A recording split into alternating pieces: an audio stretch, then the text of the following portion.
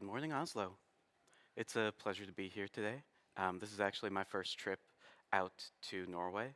I was really lucky enough to go to Stockholm and Copenhagen last year, but this is my first time in Norway. I'm coming to you all the way from Chicago, um, though I'll be a little bit closer soon. I'm moving to Berlin in June. So this talk is all about the risky business of AI illiteracy and really how to maybe think a little bit differently about AI in order to aid yourselves in securing its use. So let's talk about what the point of cybersecurity is. What is the point of what we do? Why do we suffer through what we suffer through?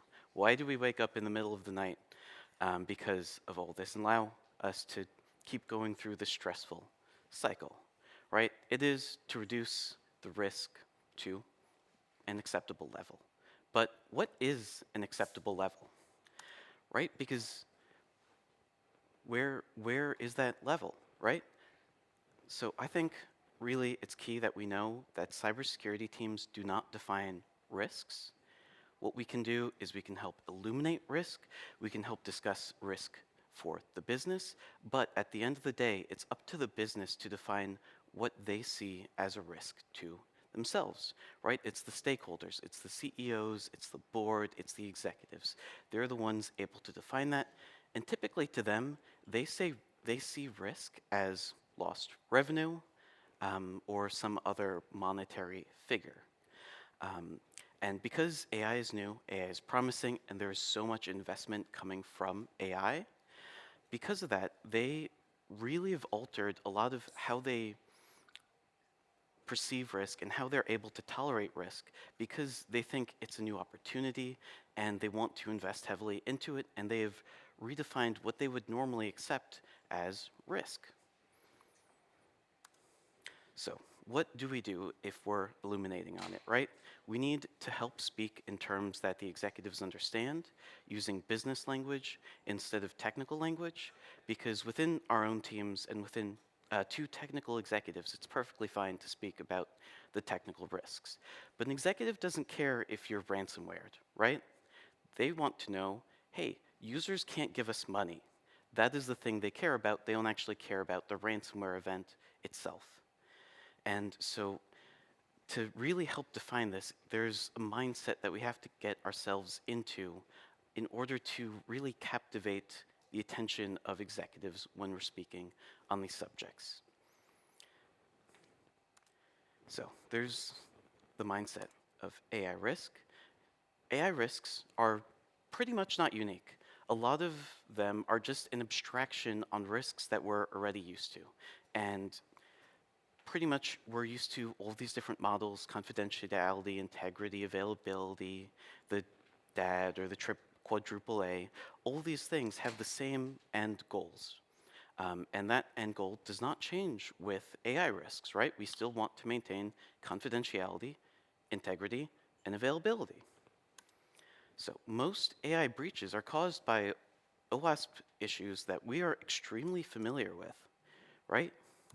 There's overprivileged accounts. If you're giving root access to your Claude bot, you're overprivileging it, right? They're caused by things like security misconfigurations, and they're caused by things like our good old friend injection, right?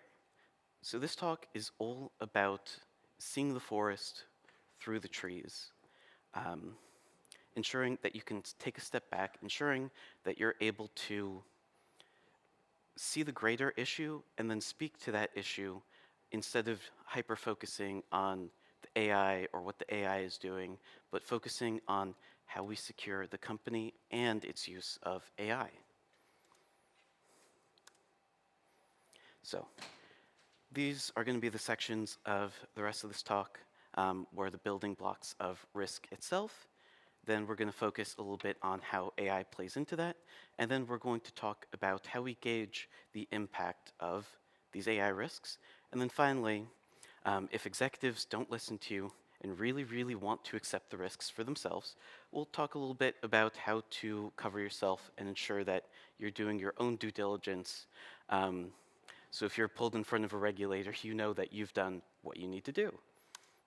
So the building blocks of risk can be complex, right?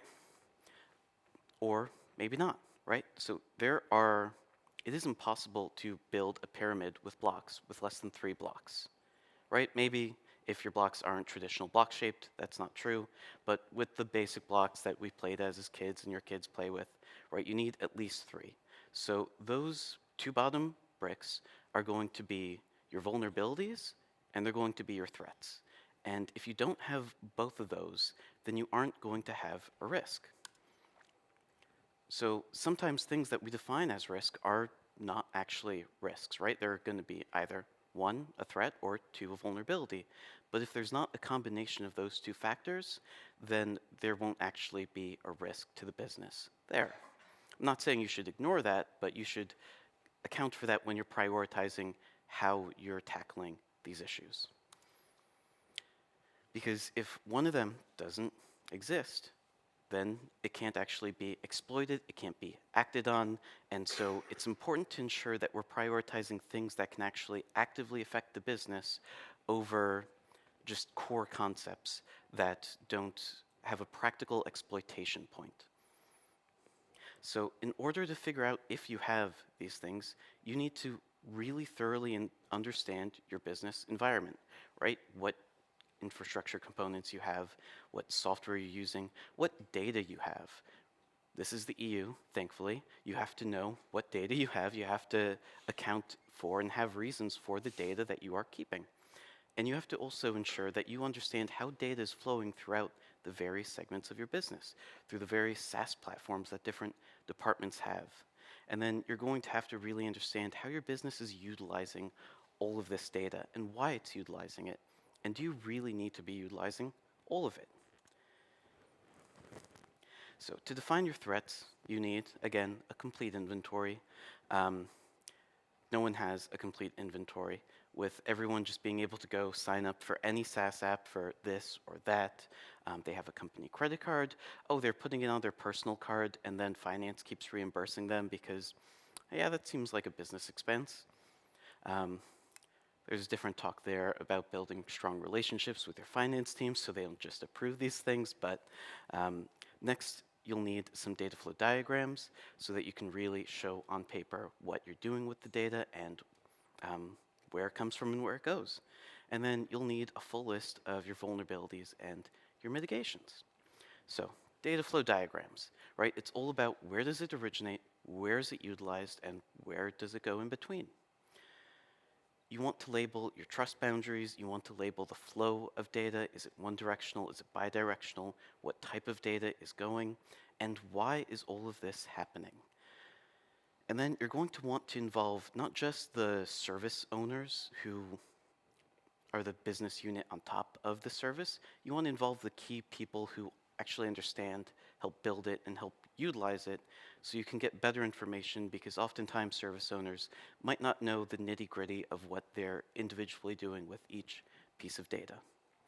And then you actually want series of diagrams, because once a diagram starts getting too complex, it starts to become less readable, it starts to cloud things and make things invisible, and there's just not enough information that you can put on the paper without it being an overwhelming amount.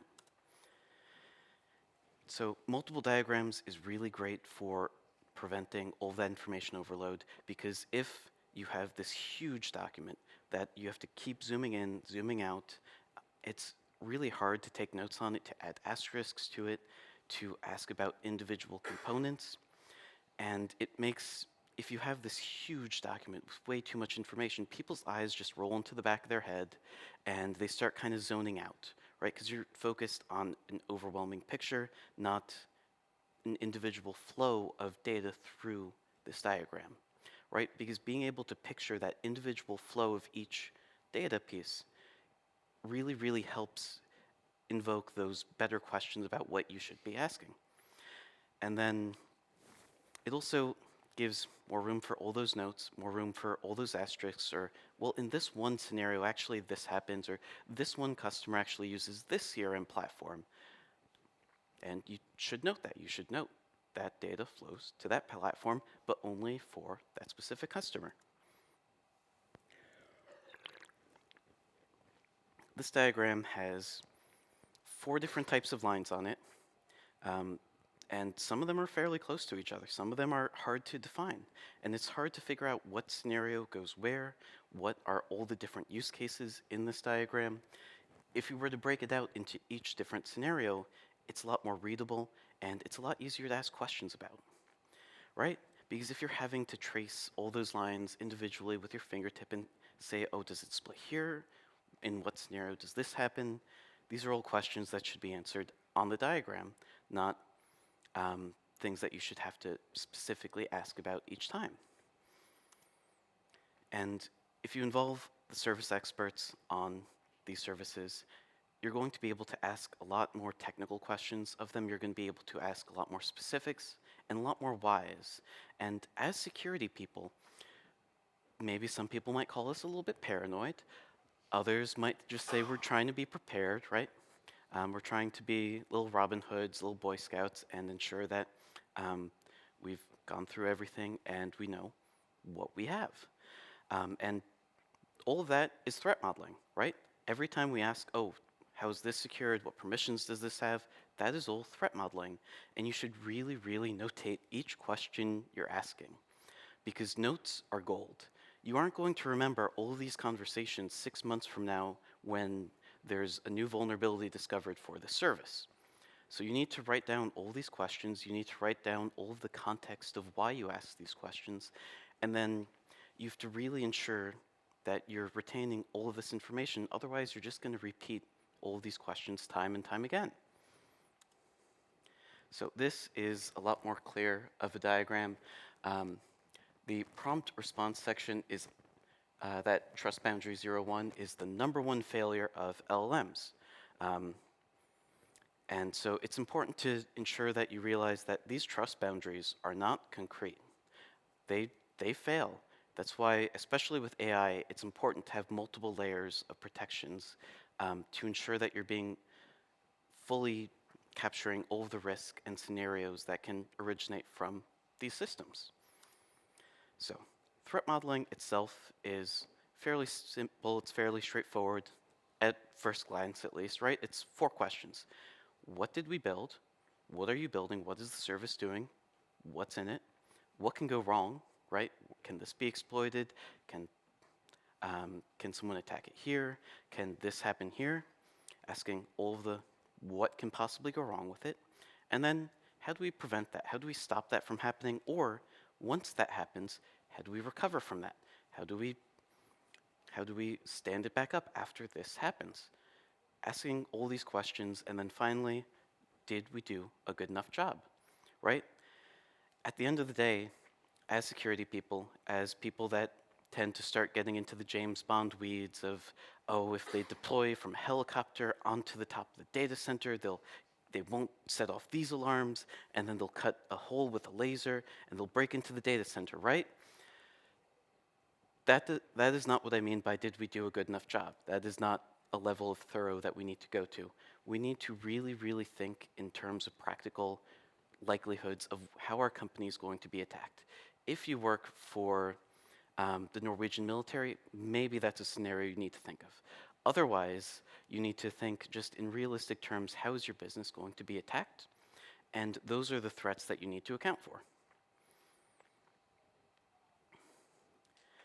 So, and you keep repeating all of this time and time again until you're satisfied, until you think we've covered all the likelihoods. Maybe you go a little bit into the James Bond world just to really cover for any customer that gets really, really upset with you and really wants to go and find a 0-day on your system, but it's probably not necessary. What is a threat, right? So threats are the actual events. They are the exploitation of the vulnerability, right? The threat is someone prompt injecting. The vulnerability is right? That it's not, the vulnerability is that it is accepting that, and it's not, writing from pre-written, predetermined parameters. And threats can be unintentional, right? A lot of the time, we tend to just think of the intentional threats, the intentional acts and events that people try to do to harm our companies. But someone getting phished is a threat, right? Someone leaving their password on a sticky note on the floor of your parking lot is a threat. All these things are unintentional, for the user at least, but they are still threats to the company, threats to the business. Someone accidentally deleting a database is a threat. Someone having their AI overwrite all of your production code is a threat. Even if it's unintentional, it's still a possibility. Vulnerabilities. I'm not gonna, I don't have time to stand here and talk about how you should be tracking your vulnerabilities, how you should be finding your vulnerabilities. I know at the end of the day, it's probably gonna involve an Excel spreadsheet, but what you really, really need to do is ensure that you're actually tracking them and following through on them, thinking through a plan to mitigate them, right? To update them, to get rid of them. Because if you just hyper focus on all the ones you have, sometimes it can feel a little bit daunting instead of just taking the step forward and starting to go through the process. And you have to ensure that you're tracking it throughout the process. If you have this threat, you sign a ticket, and someone runs off and says, okay, yeah, I'll do that, you need to follow up. You need to ensure that you're formally closing it out, that you're formally verifying that that vulnerability is no longer there. And it's really important to prioritize your vulnerabilities based on practicality. Because again, there's the James Bond scenario. There are so many vulnerabilities. There's so many CVEs. They are, every year, there's an additional magnitude of new CVEs, right? We just hit 1 million CVEs a year. What was it, like 3 years ago? And then last year, we were at 4 million CVEs for the year. It is an escalating battle, and it's really important to ensure that as you're tackling all these discovered vulnerabilities, you're tackling it in a way that is practical to your company, to a way that is exploitable to your company. You don't have to worry about an SSH vulnerability if you've disabled SSH on the system. Well, you should still mitigate it, but you don't have to prioritize it. And then, again, document. Ensure you're documenting it. Ensure you're writing down what you're doing. So many of us have a habit of, right, we accomplish a task, especially those of us who have ADHD. We accomplish a task, and then we forget to close out the ticket, we forget to update it, or we discover that, well, we can't actually mitigate it, or we can't actually get rid of the vulnerability, but we can mitigate it through these terms, right? We need to ensure we're documenting how we did that, why we did that, and following back up on that later. So let's move on to what everyone wants to hear about, what no one can possibly be sick of hearing about, AI. Right? It's fresh, it's new. No one's ever heard of it before. The threats and the vulnerabilities from AI are pretty much not new. Maybe there's one or two that really is new, but for the most part, they are the same threats and vulnerabilities we've been hearing about for years. There's just an abstraction layer on top of it. It's not the individual person doing the thing, it's the service that they're utilizing that's still doing the same actions, the same vulnerabilities. It's just the service doing it instead of the individual user. So, I heard a really, really great talk from Ed Scotus last year. He is the president of the SANS Institute, and he was giving a talk about vulnerabilities through the ages, from when he started in the 1970s through 2030. And the reason why he was able to predict the vulnerabilities in 2030 is because they're the same ones we already know about, right? Prompt injection, or not prompt injection, SQL injection was discovered in 1997. 1997, and it's still, I think, 15% of CVEs involve it. it is still common. It is still exploited. It is still there, even though in 1997 we not only found it, we figured out how to prevent it. But it's still occurring constantly.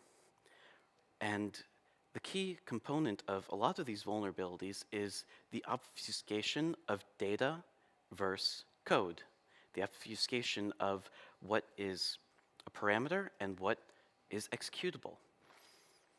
And AI blurs these lines so much more so, right? People are putting code right into their prompts. People are asking these agents that they're putting data into to execute an action. It blurs the lines so much more so than ever before. And that's why prompt injection is such a common issue, is because there's so much less definition between the boundaries of what is code, what is action, and what is the data being acted upon. So let's continue by prompting our agentic MCPs, right? We can go have it retrieve all this information and compile the rest of the talk, and then give it for me. Not really. I think this is actually the only AI-generated thing in the entire talk. So what do we do when everything is worse than before, when all of it is blurrier than before, and while the vulnerabilities and threats are not new, there is a lot more of them than there were before. Enforcing really strong data layer controls are the #1 tool we can use to secure our data from AI. Oftentimes, it is the layer at which we have the most control of anywhere else. And I think there's pretty much 3 methods we can utilize to help enforce that, right? There's the who, what, and the where. So who? Can you limit which users have access to AI? Or is it just everyone, right? Can you limit which users have access to MCP? I don't know if any of you all are familiar with Atlassian's MCP controls. You can input an allow listed domain.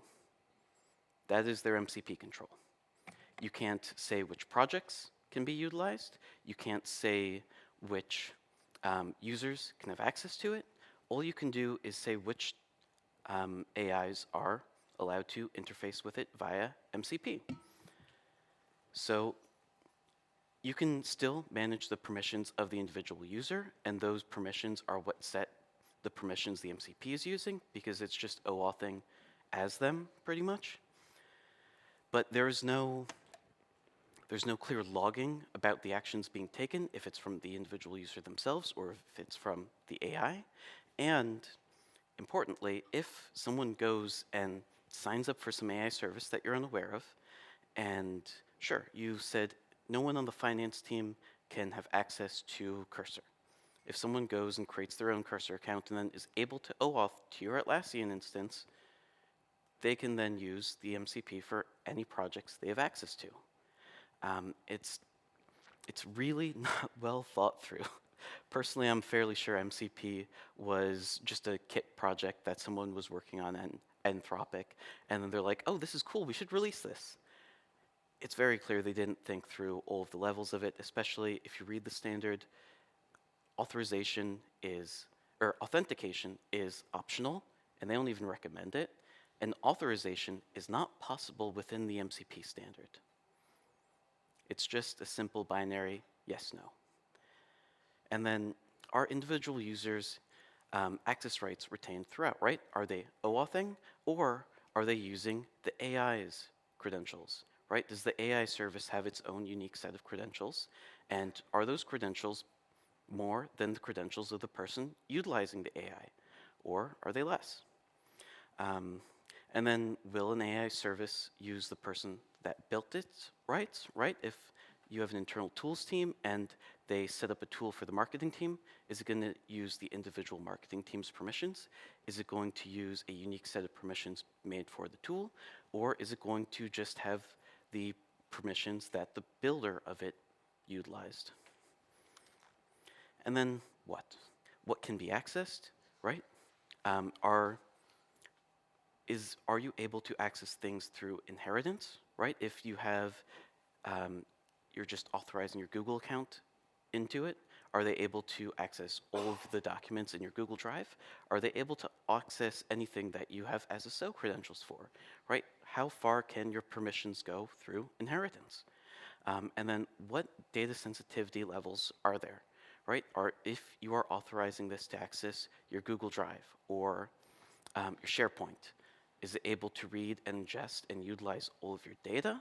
Or are you able to limit it to things that aren't marked, say, PII? And then can sensitive data be excluded from AI tools while still present for the user, right?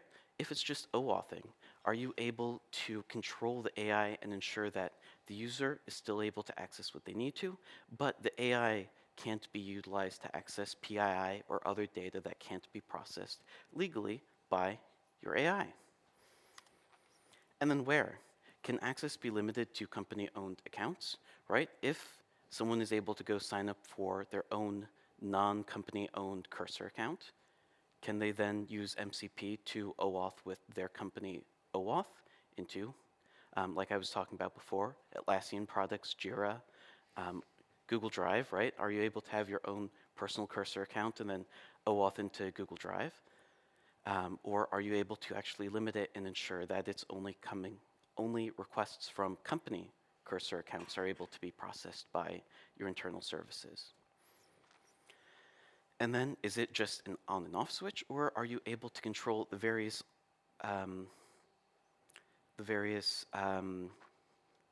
origination points, right? The regionalities of it, ensuring that only data can only be processed in the EU. Are you able to control all of these different things that you have to really consider from a GDPR perspective? And then let's talk about, right, how we're mitigating all of these things. So it kind of is the Wild West. There are a number of different strategies that I've taken with a number of different levels of success, but I think what is most clear is being proactive can really, really help you get far.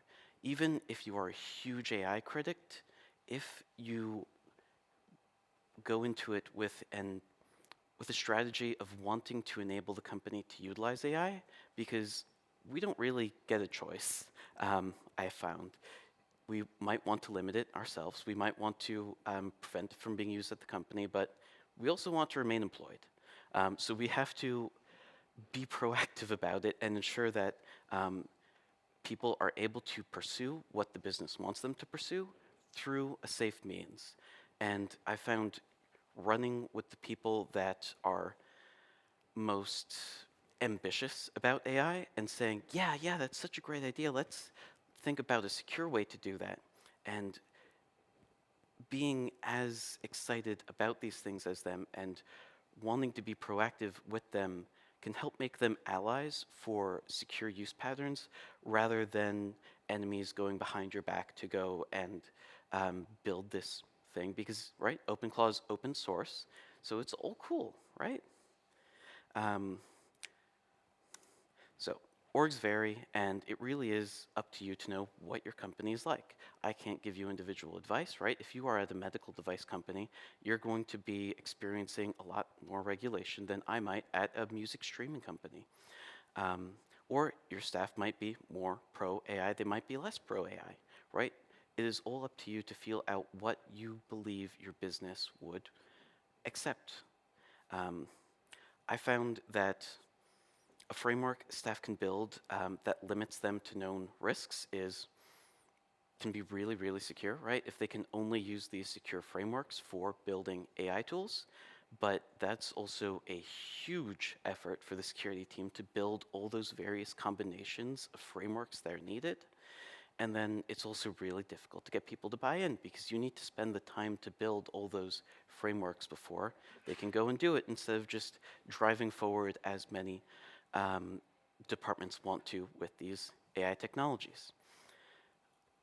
Something I think is a lot easier to get buy-in for and that I've had a lot better experience with is giving users access to the tools that they want to utilize and becoming the owner of the tools or having your IT team become the owner of the tools and building guardrails into the tools themselves.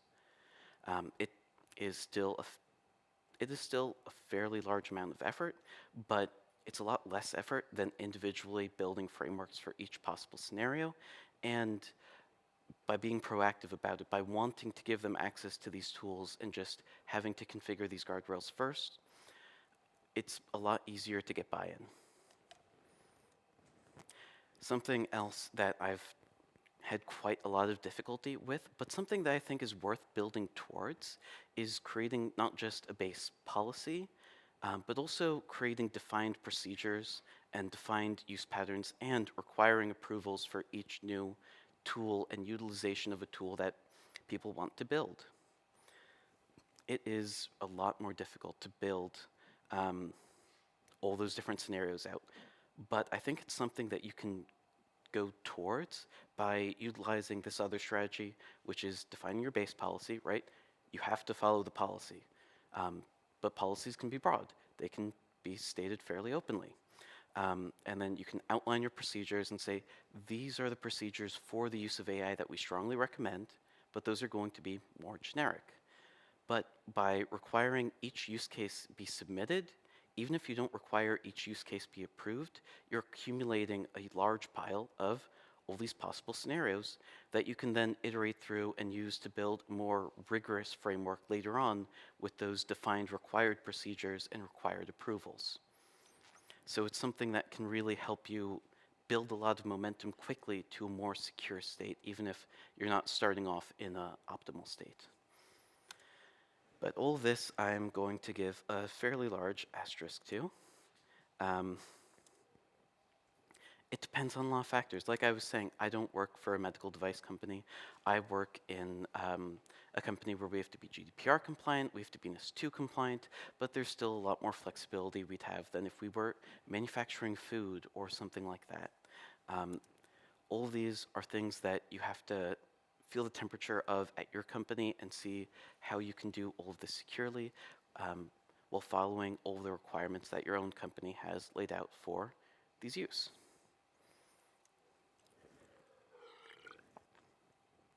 There's different departmental dynamics, right? Depending on where security falls in your org, it might be different. And I found finding and building relationships with executives who really, really want to pursue these things can be really, really helpful. If you're proactive about it and say you want to do it, these are just the risks that we're seeing, and we'd like to ensure that we're doing it as fast as you want, but within a secure manner. Right, and then finally, well, not finally, we have a few more sections, but we're going to talk a little bit about gauging the impact. So before we talk about AI impact, right, we need to talk about business impact and defining impact for the business. This section isn't going to talk about ransomware and things like that. We're going to talk about what it means towards the business units that would have the effects from all these vulnerabilities and all these threats. How does your business generate revenue? It's really, really important to know that, because that allows you to know how different scenarios, different events would impact the business and affect revenue. And being able to explain to executives why these things are risky from the perspective of them affecting revenue is going to really get them onto your side. And then finding how departments accomplish their work is really, really key to being able to explain this. If people are fully stopped, cannot do their work, that's going to be different than it's an inconvenience for them. It's going to slow them down. It'll slow down revenue. It won't stop revenue. And then finding all of the data that you have, where it is, and finding out who has access to it is really, really important before you can gauge the impact, because it allows you to figure out the spread of it. It allows you to figure out the secondary departments that are affected that you might not think about, right? Your CRM system goes offline. Okay, yeah, that might affect the marketing team. That might affect some of these other teams. It might affect the sales team, but it might also affect your internal data team. And you might actually be selling data, as many of us would prefer our companies not, but that still is a fairly big business. You might be not necessarily selling data, you might have partners that, right, you're in a similar industry and you share data across each other. Because you want to understand how metrics are performing. They want to understand how their inventory that they've sold to you is performing, right? And sharing these metrics across companies that you're partnered with can often get you really big discounts. And even if that's not direct revenue, that's decreasing the cost of business.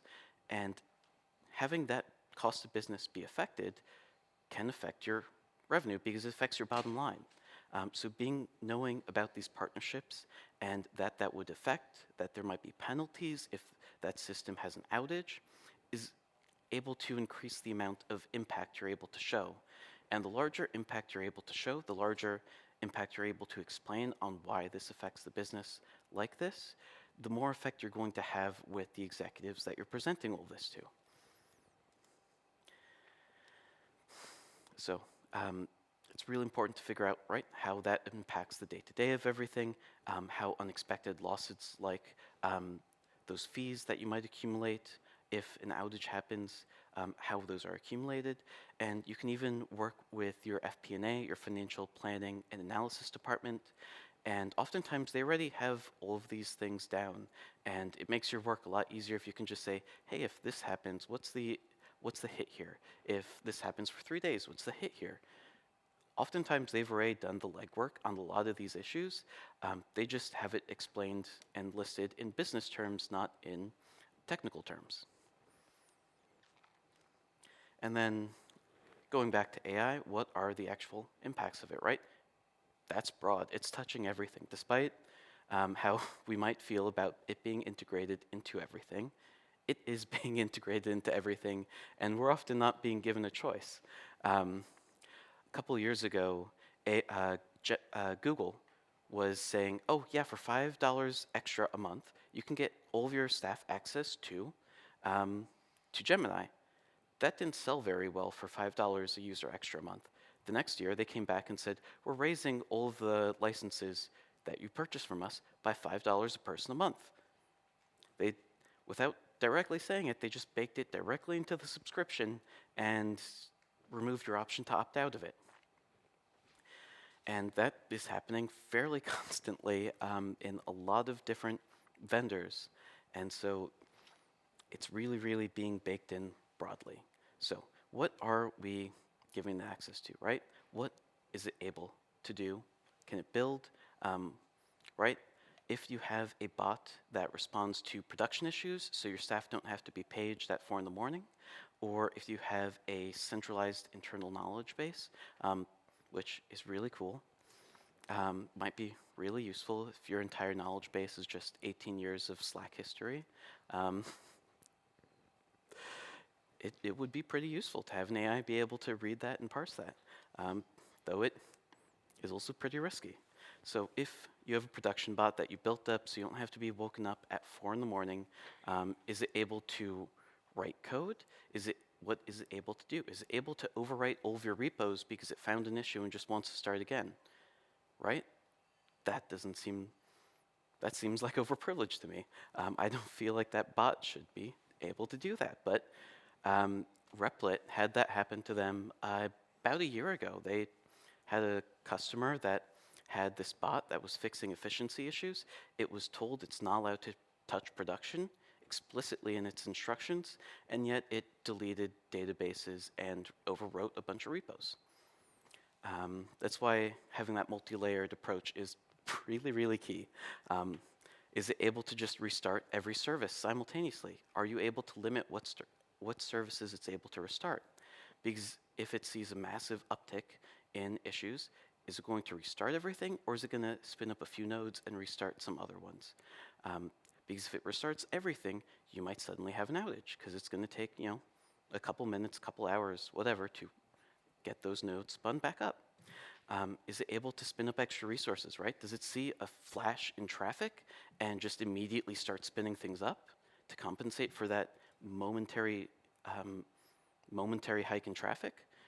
That's going to cost you a lot of money if it responds in that rapid manner without seeing the trends, without analyzing everything. All these things are things you have to account for. Are you able to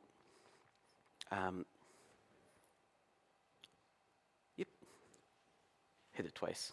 Um, if you have this internal knowledge base, because most of your best internal knowledge is in Slack, it's not in your Confluence instance, it's not in your engineering documents, right?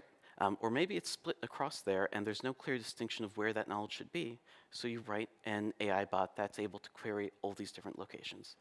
That's extremely convenient. That might also have a lot of proprietary or PII data that you don't really want that bot reading. How are you going to account for all of that, right? Can you ensure that if you search your own name in that bot, is it going to pull your manager's personal notes about you as an employee? That seems like an AI Act issue, um, right? Is the bot going to go and turn up some documents about, oh hey, your largest competitor offered to purchase you 3 months ago, and that's being considered, right? That should probably not be queried by every employee, right? It's key that you're ensuring all these different things cannot happen and you're mitigating all of that, right? Maybe maybe a manager doesn't know that it's illegal to review resumes with AI, right? Is that manager going to go and review those resumes with the bot or say, what is the best candidate for this position? All that are really large violations that you need to be able to account for, and you need to be able to explain why you really have to be able to prevent it. It's so with all those different scenarios, the key parts of it are think through what can happen, how likely something is to happen, and then how much it will cost your company if it does happen. And likelihood is really key. We're not going to directly talk about likelihood because it's a mathematics course. I don't think I have all the time to discuss everything with it, but being able to get some levels of likelihoods are really important in being able to explain this, and can really help executives say, okay, yeah, that's fairly exploitable, that's fairly possible that that can happen, so we really should consider preventing that. And then all of these are also scenarios that and strategies that shouldn't just be incorporated directly into your AI strategy. These should all be things incorporated into your greater risk process.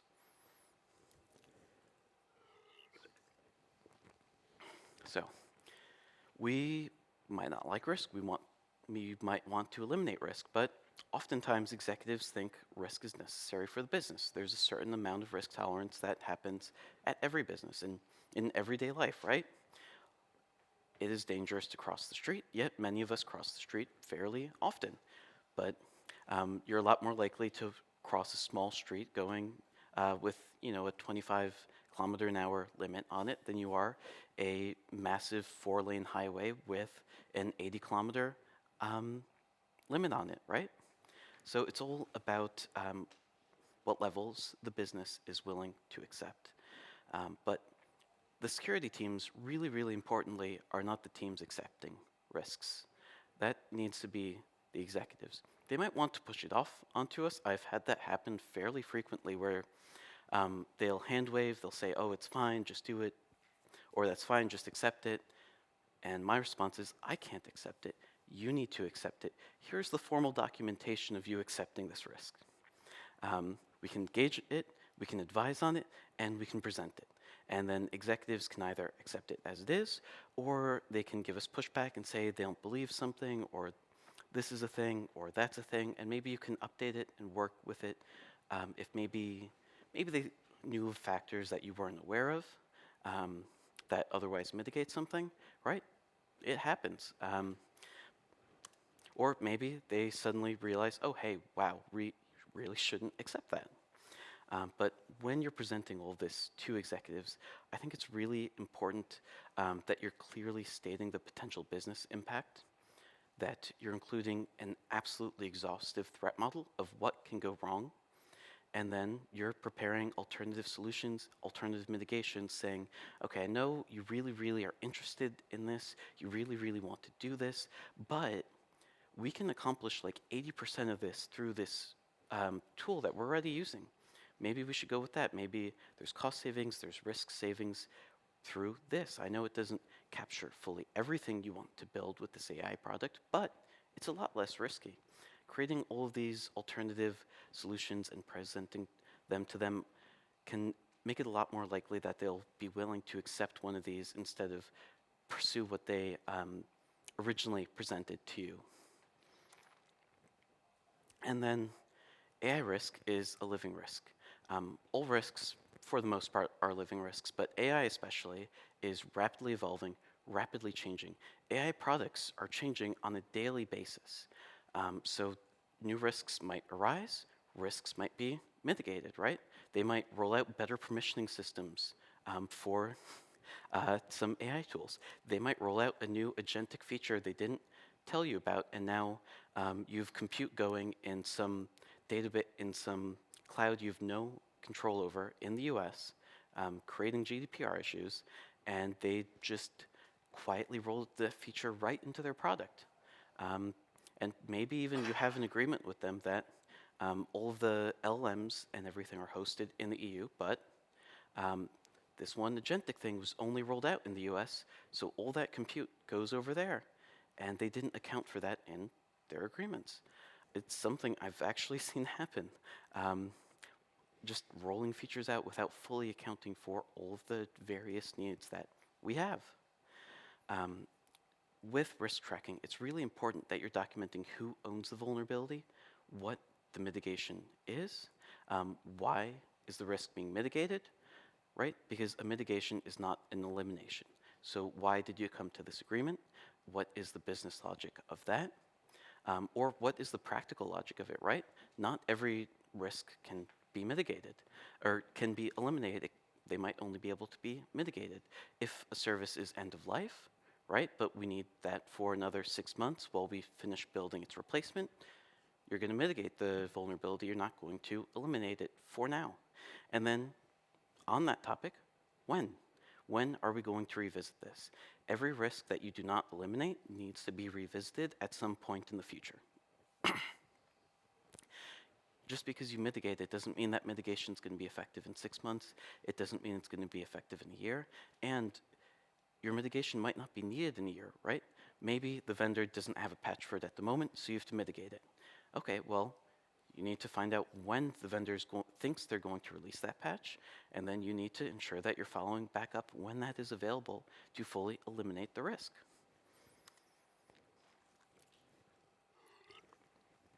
This is my tracking document. Well, it's a lot less specific and doesn't have any proprietary information on it than my tracking document, but these are the core topics I think need to be in here. And even when you do fully eliminate a risk, it should still remain on your tracking document because you need to know how you were able to do it in the past. You need to be able to prove to your executives, hey, you were unwilling to accept this mitigation in the past. What has changed in this scenario? Being able to go and point directly to a piece of paper and say, what changed your mind? Can really, really be effective, especially for AI risks where they're willing to be a little bit more risky. They might not realize that they have that willingness, right? It might be an unconscious thing because they've gotten excited about something. But if you're able to show them on paper, hey, we talked about a similar scenario 2 years ago and you weren't able to accept it then, why are you willing to accept it now? All of these are really, really great for those scenarios. And then it goes so far out to the right, or yeah, I guess that's your right, my left. It goes so far out to your right because you want all of the different pieces of evidence. You want all of your data flow diagrams linked. You want all of your tickets linked. You want all of your documentation linked. It is so important to have this document be a living place where you're able to find all of the associated conversations, all of the associated documents with a risk. It is a lifesaver rather than having to go and search through SharePoint or Google Drive for that one document. You know you wrote it up. If it's linked in the risk, in its risk file, then it's so much simpler to find. And then it's really important to know that there's always going to be more risks, right? And there's always going to be security that can further improve. And that's why it's so important to prioritize things based on actual possible exploitation to the business. Otherwise, you're just going to feel like you're drowning. You're going to feel like you're getting derailed constantly. Being able to go through each risk and close it out and keep yourself on track instead of being distracted by the latest vulnerability, the latest AI thing, the latest threat. By prioritizing things and ensuring that you're seeing them through to close, you're going to make a lot more progress than if you're constantly leaping onto the next CVE 10.0. You'll also you'll spend all of your time building a much better lock while your safe is wide open. I think it's the mindset I like to try to keep towards this. I find that also translates really well to everyone, right? We've all seen the cool bank doors, and right, you might want the best lock, but the best lock is a lock that is locked. Um, so I'm Sean. Thank you so much for your time. People often call me Adware because I often give talks about how marketing might be malicious and might just be adware itself. I am currently a senior security engineer at SoundCloud and an organizer of a CitySec in Chicago called BurbSec. Really recommend everyone check out your local CitySec if you have one. I'm not sure if Oslo has one. I know that Copenhagen has a CitySec, so definitely recommend everyone check that out. But yeah, if you can also review my talk on Session Eyes if you want to with that QR code. Thank you.